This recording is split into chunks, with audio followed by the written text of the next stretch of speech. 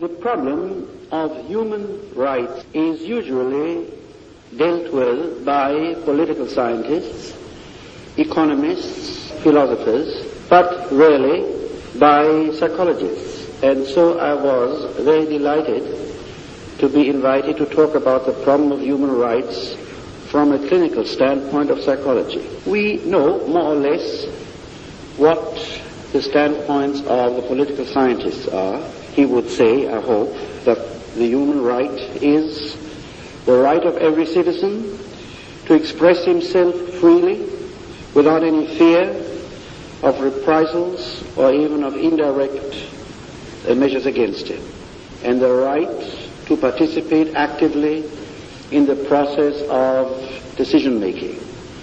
That's how a political scientist would define human rights in a democratic society. An economist would define human rights as a right of everybody to have a sufficient material basis to live a dignified human life. And there are some economists, in my opinion, unfortunately only a minority, who would say the unconditional right of everyone to have a sufficient material basis for a dignified life. That is to say that a man has the same right which a dog has, to live and not to starve. And a philosopher would probably define the human rights, if he is a Kantian, in the sense of saying that the fundamental human right of man is to be an end of himself and not to be used as a means. Not as a means by any other man, nor by any organization, including the sovereign state. But as a psychologist, we might ask, while all these definitions of human rights are correct, and even if they were all fulfilled, do they truly guarantee all human rights, especially if we stress human? That is to say, the right of each man to unfold as an individual and as a human being. Assuming, for example, that everybody has a right to voice his opinion. But what value has this right if he has no opinion? Or rather, if he is under the delusion of having opinions, when actually he's only repeating what the newspapers write for him. Or, even if everybody were well fed, and in the world we are very far from this, indeed, but can it not be that we would have a society of well-fed automatons, of things which operate as an appendix to the machines? And even if no man were exploited by any other man, that is to say, even if he were not made a means to the ends of another man, could he not be made a means to the state, to the economic system? Or could he not be made a means to his own ends which are not human ends, to his own ambition, to his own greed? Or to put it differently, could it not be that man might exploit himself even though he is not exploited by other men? I believe that while the three human rights mentioned so far are necessary conditions of human rights, they are not sufficient conditions for what we call human rights. And one has to add another one, a condition which one could formulate in many ways. I would like to formulate it by saying it is a right to be oneself. And I believe that in this sphere of the right to be oneself, the clinician can make some contributions. Naturally, the question is, what does it mean to be oneself? And I should like to mention a few aspects of this problem as they seem to me essential. To be oneself, I would believe, in the first place means to be a person and not a thing. Of course, We are things in a physiological way only when we are corpses. But in a more subtle spiritual way, we can become things while we are still physiologically alive. We live indeed in a society, and by that I mean Western industrialized society, quite regardless of the political system, which creates a new type of man, a type of man whom one could call the homo consumens, the consumer man, the man for whom all things are articles of consumption, whether it is liquor and cigarettes, or books and lectures, or love and sex. Everything is an article of consumption. He becomes a consumer, and more than that, he devotes his life to producing things and consuming things, and in this process he transforms himself into a thing. Philosophers of the 19th century have called this process sometimes reification, from Latin res and facere, to make oneself into a thing. Indeed, man has been called the homo faber, the producing man, and undoubtedly he is still that, although with the second industrial revolution his method of producing has changed a great deal. He has been called the homo sapiens. Indeed, sometimes I have doubts whether that definition still is true. Because by homo sapiens I think one means an animal which uses his intelligence for the purpose of survival. If one sees that today men do not seem to use their intelligence for the purpose of survival, but rather for the preparation of mass destruction, then indeed one may have some doubts to what extent the definition of homo sapiens still is true. But what we see in modern industrialized society is that aside from being homo faber, aside from still being homo sapiens, hopefully, man has become a homo consumens, and he has become, or is becoming, more and more a thing. Now, the clinical problem here is to study this process of reification. This process of a person who has the illusion of being a person and yet is really not much more than what you might call a mechanism. These are indeed, this is a subject matter for intense psychological investigation. This is not a philosophical matter only, or a social matter, or a religious matter. This is something which one can study with the present methods of psychology and psychiatry in a very empirical, clinical way. And I suggest that it should be studied because it is one of the most important problems which go on in the modern world. Another aspect of saying what is it to be oneself would be to say perhaps it is to overcome the tremendous alienation which exists in modern man, the alienation from one's work, from one's fellow man, and from oneself. The word alienation has already become quite popular in the last few years.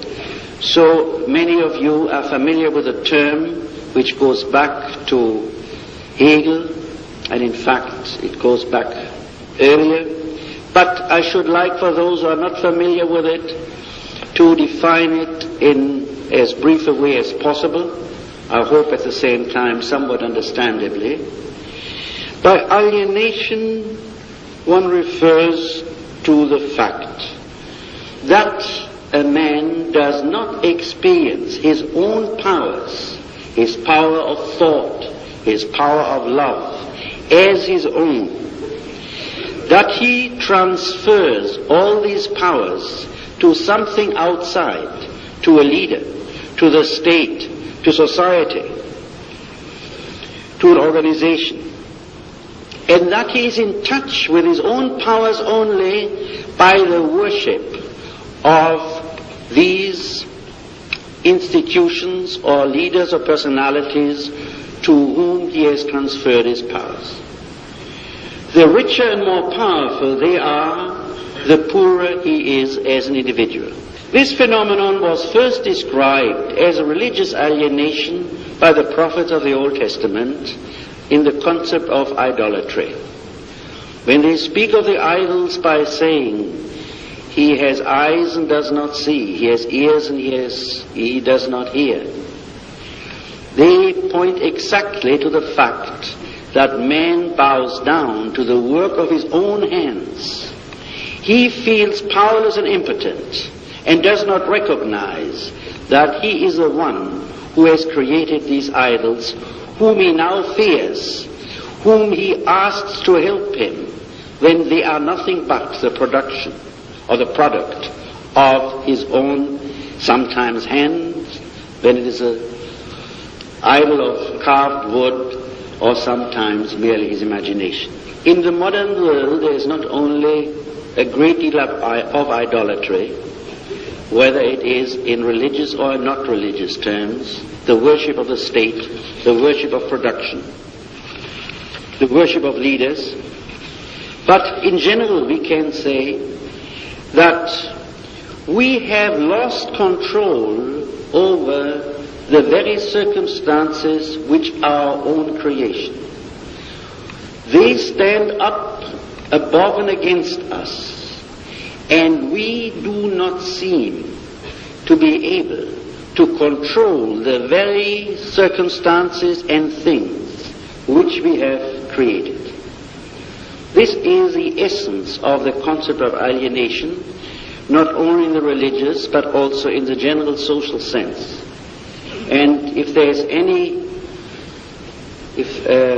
is no more drastic example for this powerlessness of modern man toward the creation of his own hands than our nuclear weapons.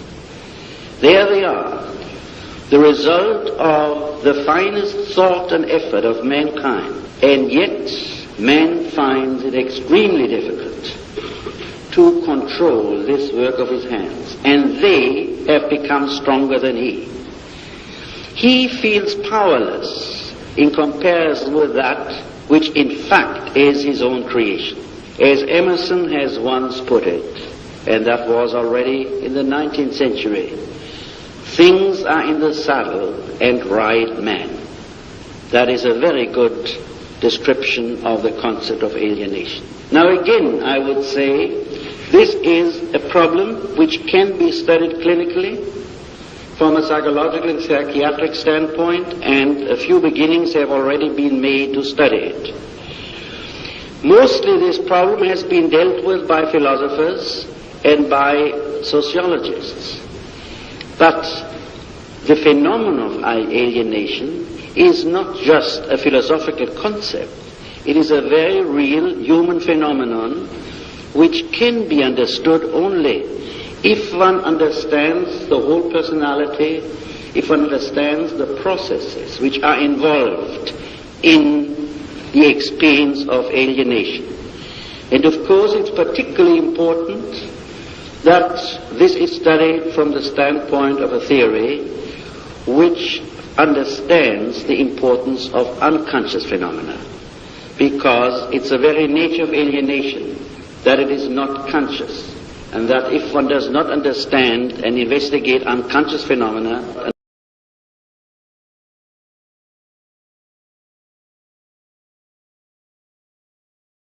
let me mention a third aspect of what it seems to me is important to be a person, and that is to have a sense of identity.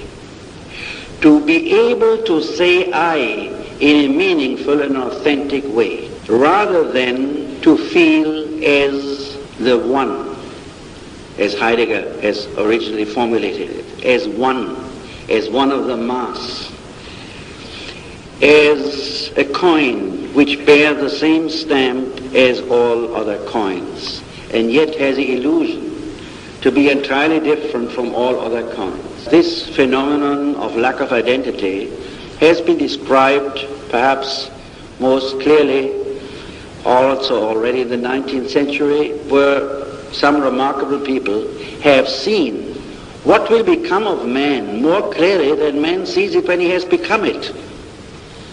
The one I'm referring to now is Ibsen in his Peer Gynt. Peer Gynt is a normal man. He is successful. He is a trader. He follows his self-interest, only to discover at the end of his life that he never was himself, that he has no self, that he has no identity, that he is, in order to use Ibsen's symbol, an onion which one can peel and peel and peel and there is no kernel. And at that point, Peer Gynt is seized by the horror of the nothing, by the horror of sensing that he is not he, and he would rather be burned in the fires of hell than to return to the melting pots in the awareness that there is no sense of his own identity.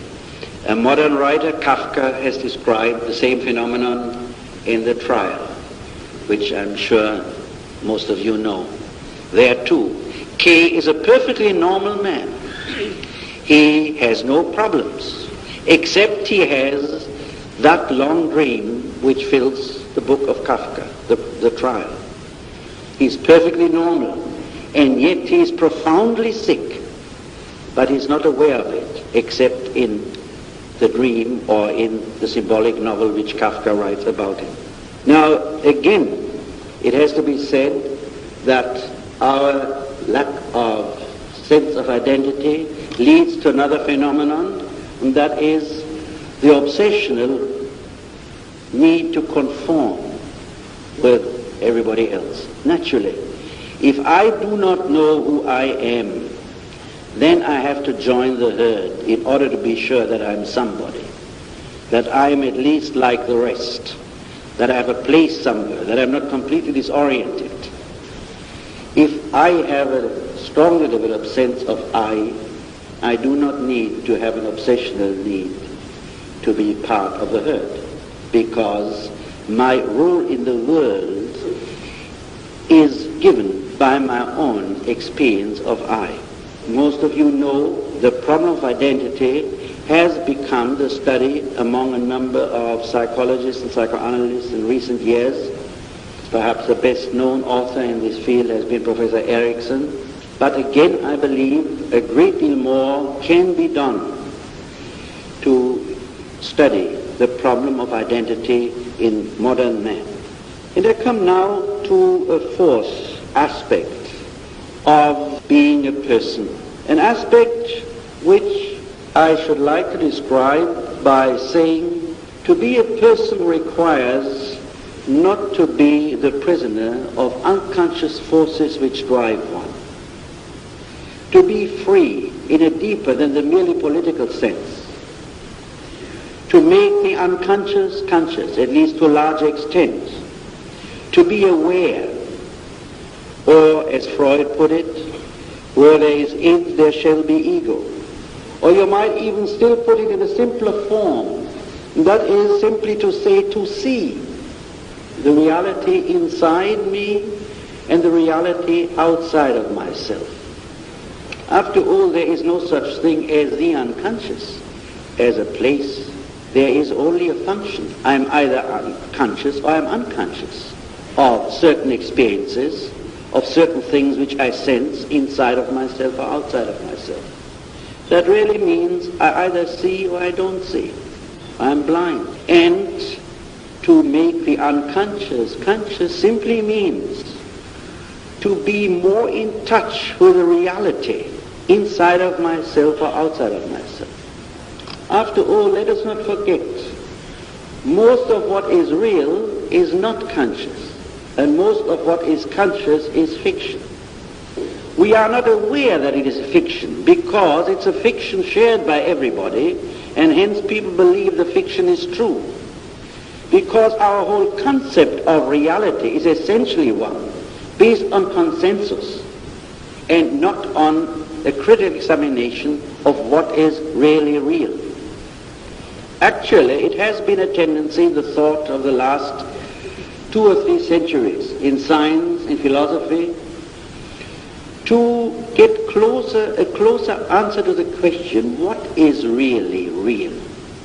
And not just in a philosophical sense, but what is really real in one's mind, in matter, and these are the questions with which psychoanalysis and theoretical physics have occupied themselves. If man is motivated by his unconscious without his knowledge, and that is what most of us are, we are like the persons in a Greek drama, whose fate is already decided, who have no freedom to form their own destiny, and to only live under the illusion that they have that freedom when in reality everything occurs according to a foreordained plot. But it has been from the Hebrew prophets on to our day the tendency of Western man as well as of the great religions of the East, especially of Buddhism, to enlarge man's freedom by making him more aware of his own inner realities, of the forces which drive him.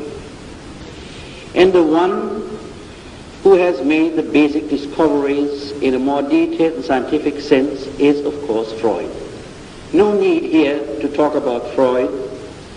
I think the thoughts about man will never be the same since Freud wrote his basic works.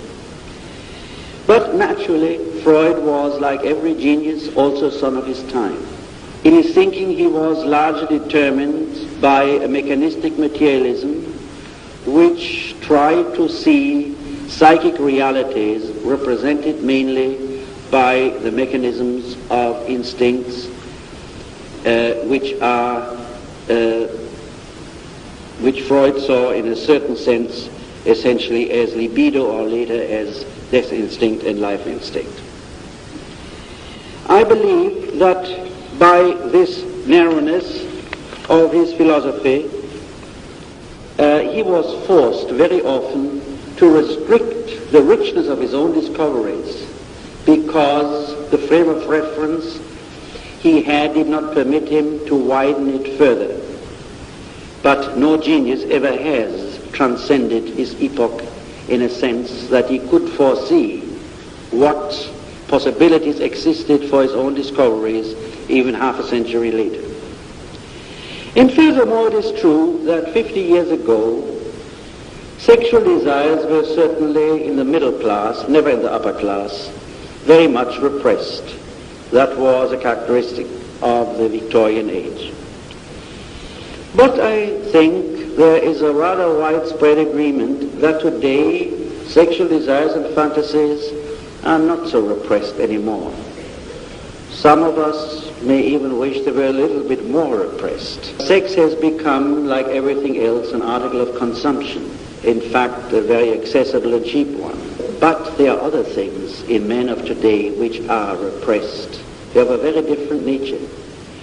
What is repressed today is an enormous boredom most of us have with life. In fact, that most of us are capable to listen to television for hours is the best proof how bored we must be if we accept this food voluntarily. What is repressed is a deep sense of isolation, of loneliness. What is repressed is an intense anxiety, an anxiety which has led the poet Auden to call our century the century of anxiety. What is repressed is a sense of inner emptiness, is a sense of lacking any guidance about the meaning of life. I believe in order to apply the basic discoveries of Freud to the problems of man today, we need to transcend his frame of reference of what is repressed, what is the unconscious, and we need to emphasize more than he has done, although he has done it, the social character of that which is conscious and that which is repressed. To be a little bit more specific about what I mean here with a social character, I should like to say that all these phenomena, the boredom, the isolation, the anxiety, the powerlessness, are produced by our way of life. They are results of the industrial society as it is constituted. Why this is so certainly is not a topic which I could deal with within this lecture.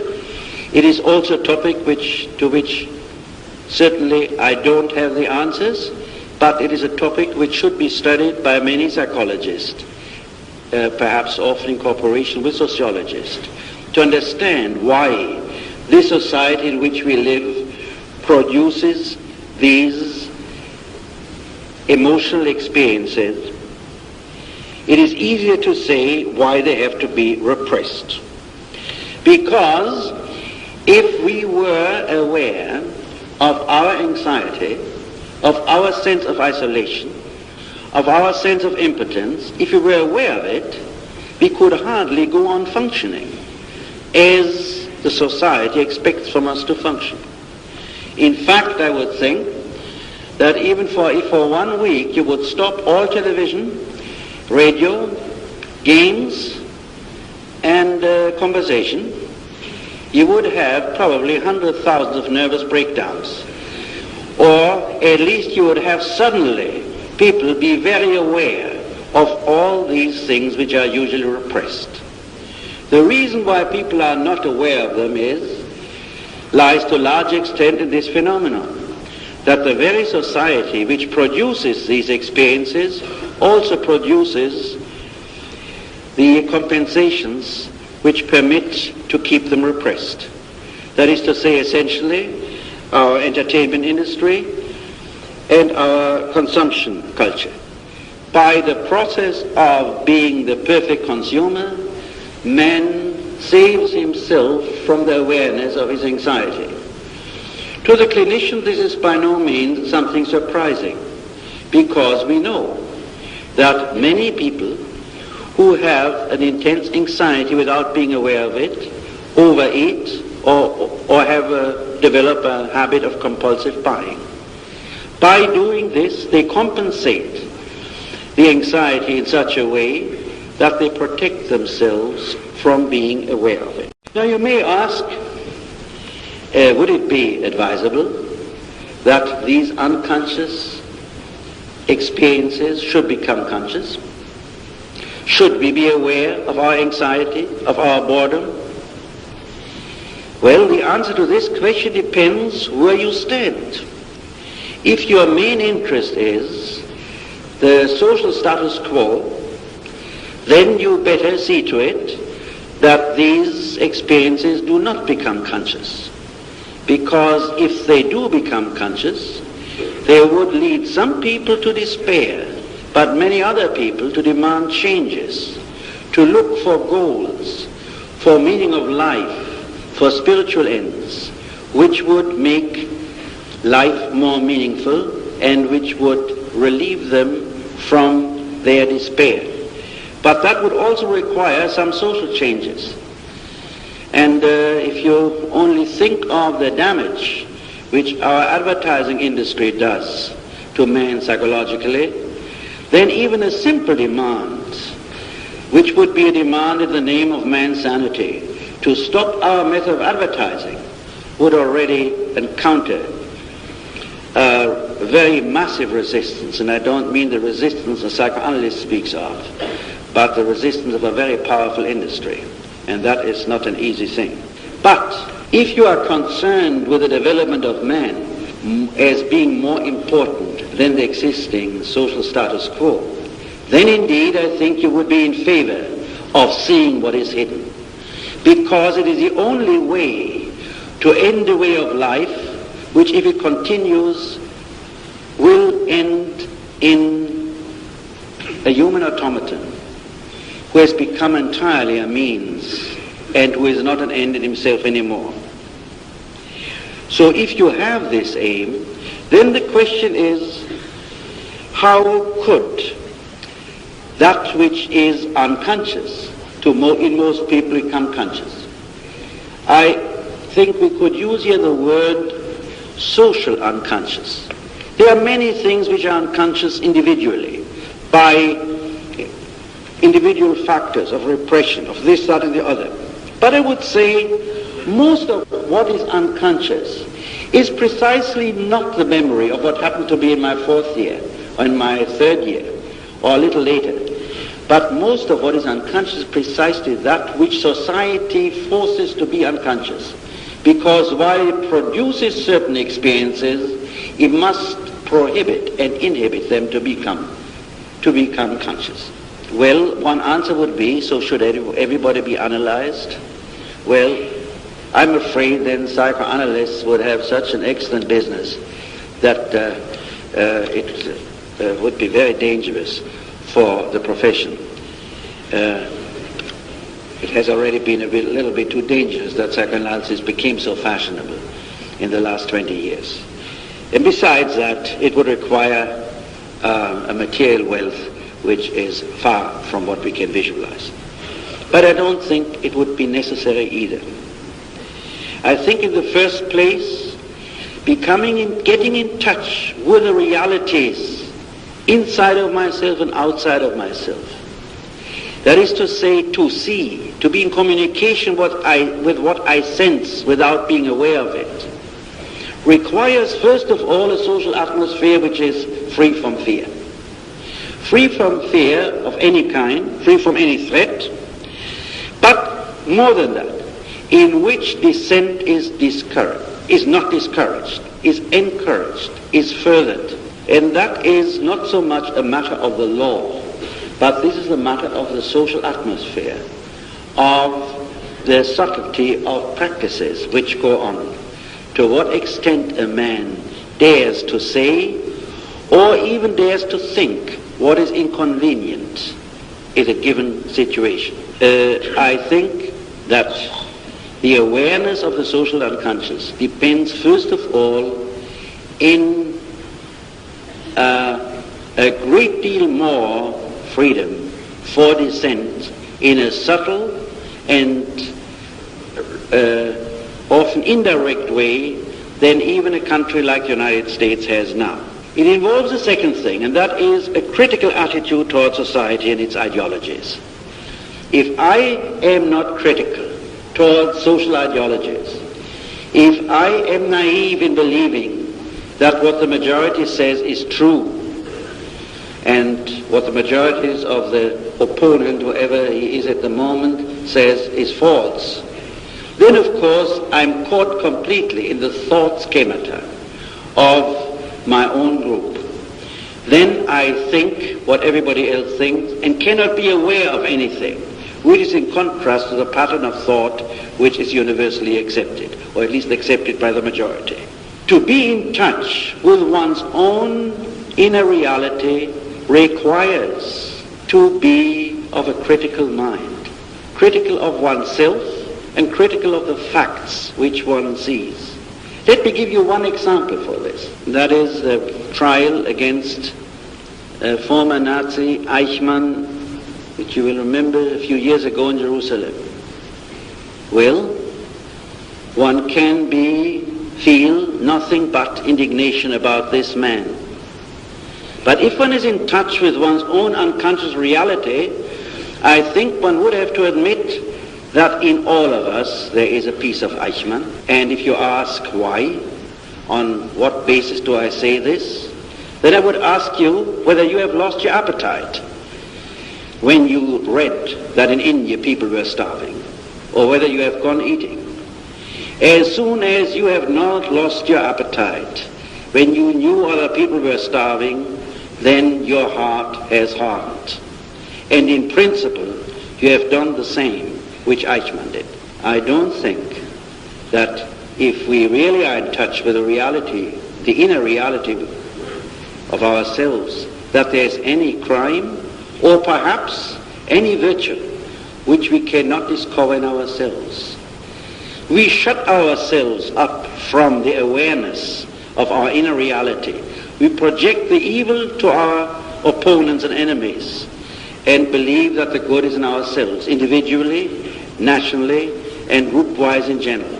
But if you can really see that every one of us carries all of humanity, the good and the evil, within himself, then indeed it is very hard to be a fanatic. Then indeed it is very hard to be a judge. Then indeed it would follow a deep understanding, if not love, of your fellow man, which is part of being truly a person. The question is whether the clinician can help in this process. And I think that depends on what he wants. If he's concerned with men more than, as I said before, with the status quo of his own society, then I think he will want to help in this process. And then he will want to concern himself with a phenomenon which I would call the pathology of normalcy. That is to say, the pathology of the normal man.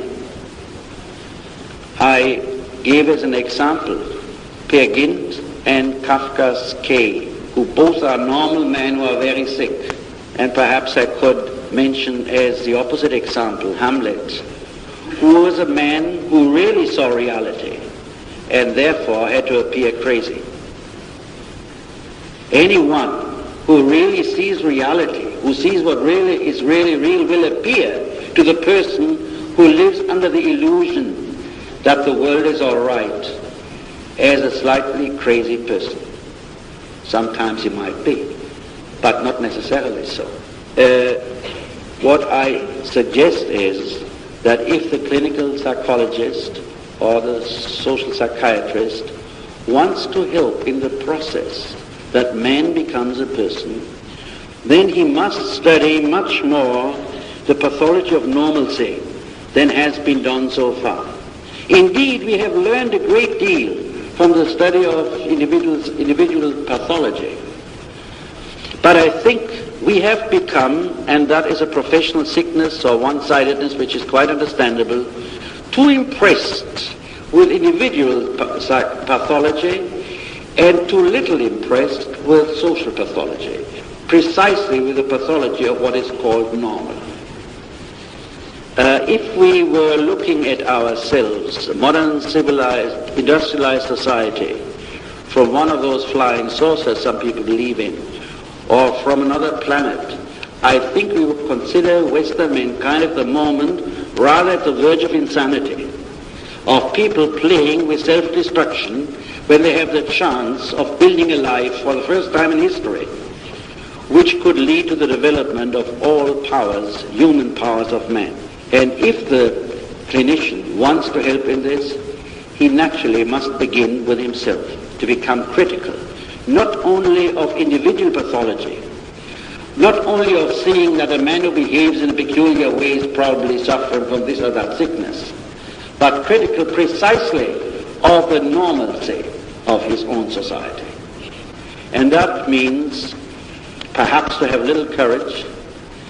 It means also to have compassion with men. And I think that anyone who has compassion with men cannot be blind toward the deep inner suffering and increasing suffering which goes on under the surface of prosperity and fun and well-being.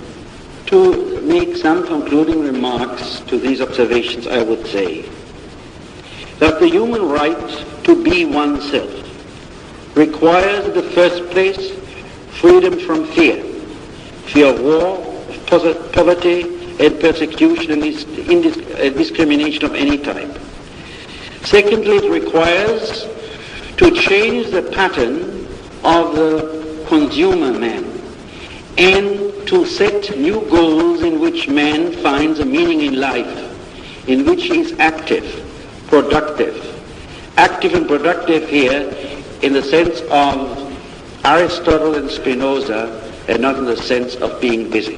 And in which man becomes aware of that which is his own social unconscious. That is to say, those experiences which are repressed but so widely that nobody is aware of the fact of repression. I believe that the psychiatrist and the clinical psychologist have an important task, and that is not to be over-impressed by individual sickness, but to think of man as a total being and of applying their basic findings to the pathology of normalcy, which threatens to undermine the very rights which we are so proud of having achieved.